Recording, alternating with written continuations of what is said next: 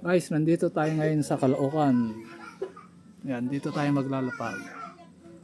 Makikita nyo ba to?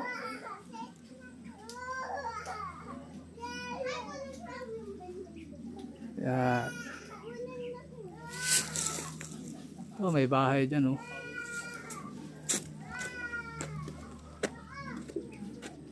May bahay dito.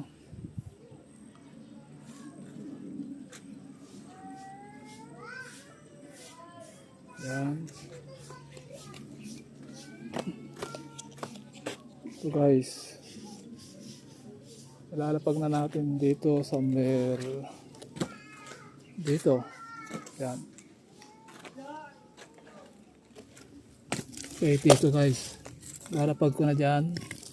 Tatabunan ko na lang ng